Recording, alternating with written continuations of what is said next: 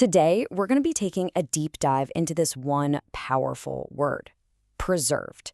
We're looking at some source material that talks about a kind of security that, well, it pretty much defies the natural order of things. The way everything seems to break down. So let's get into what that actually means. I mean, it's a question we all bump up against, right? We buy stuff and it breaks. We make plans and they fall apart. You look around at things that seem so permanent, so solid, but are they really? Exactly. The world around us is always changing, always fading. From these massive civilizations that are now just dust, to the simple fact that summer always turns to fall. It feels like everything has an expiration date. And that really sets up a huge problem, doesn't it? In a world where nothing seems to last, what can you actually count on? And this is where our source material drops this big idea. See, to be preserved in this sense isn't just about being kept safe. It's about being held together, against all odds, by a power that just doesn't play by the normal rules of decay and time. It's a security that's, well, it's supernatural. So how does this whole thing work? Well, the source breaks it down into 4 key ideas, 4 pillars. Let's start with the first one, permanent protection. And you should think of this less like a temporary warranty you get on a new phone and more like a forever guarantee.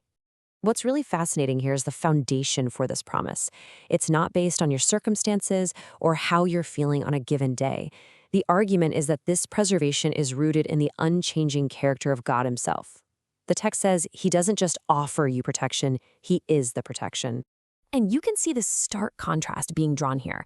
The text basically lays out 2 totally different outcomes. There's a path for the wicked, which it says leads to a dead end, and then there's the path for the saint, a follower, which is marked by this forever preservation. So the big takeaway is that this protection isn't just permanent, it's also selective. Okay, let's move on to our second pillar, because this is where the idea starts to build. It turns out it's not just about keeping you safe from something, but it's also about keeping you pure for something. This is what the source calls a pure preparation. This right here, this just blows the whole idea wide open. We're not just talking about some vague spiritual security anymore. This is about total, holistic maintenance. The goal isn't just to survive. The goal is to be kept blameless. It's kind of like having a priceless painting. You don't just want to keep it from getting ripped. You want to keep it in absolutely pristine condition. And it really is a total package deal. The source specifically lists spirit, soul, and body. It's making a point that this isn't some abstract idea floating around in your head. No, this is a complete, top-to-bottom protection that covers every single part of who you are. All right, this brings us to pillar number 3. And this one, well, it's all about location, location, location. The source argues that this incredible security is completely dependent on where you are spiritually. And listen closely to those key words, preserved in Jesus Christ. That little word in changes everything. This isn't something you go out and achieve on your own. It's a place you're put into.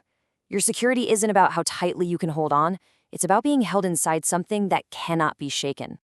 The best way to think about it is like being inside a perfectly sealed container. You're placed inside and you're protected from all the contamination on the outside. And get this, the order of operations here is crucial. The text says first you are sanctified or set apart, then you're preserved, and only then are you called to a purpose. The big idea is that your security has to come first. It's the foundation that makes everything else possible. Okay, so let's recap. We're permanently protected, we're prepared in purity, and we're positioned in perfect safety. But so what? Where is all this actually leading? Well, that's our 4th and final pillar, a promised destination. This isn't a static state, it's a journey with a very clear finish line. And I love this perspective from the Apostle Paul. I mean, think about it. The guy is literally facing his own death, but his focus isn't on the immediate danger. It's on the guaranteed destination.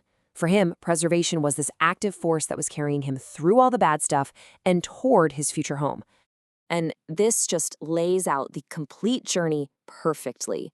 It's a 2-part promise. You're preserved from all the negative junk, but just as importantly, you're being preserved unto something incredible, his heavenly kingdom. So it's not just an escape plan, it's a guaranteed arrival. Okay, so let's pull all 4 of these pillars together. When you put it all together, what does it truly mean to be preserved? Well, the source material wraps it all up in this powerful image of an eternal seal. So here's the bottom line, all in one place. You're shielded by a power that never fails. You're purified for a holy purpose. You're positioned in a place that can't be breached, and you are promised a glorious final destination. I mean, talk about comprehensive security. It covers everything. And this is the final thought from our source material, and it's a big one. It totally reframes your identity. In a world full of things that wear out and get thrown away, this idea says the human soul is something different. It's not a product with an expiration date, it's a soul with an eternal seal. So that's the question I'll leave you with. If this security is actually real, if you are truly shielded, purified, positioned, and promised, how does that change the way you look at tomorrow? What does that do to the fears and the anxieties we all face every single day? It's definitely something worth thinking about.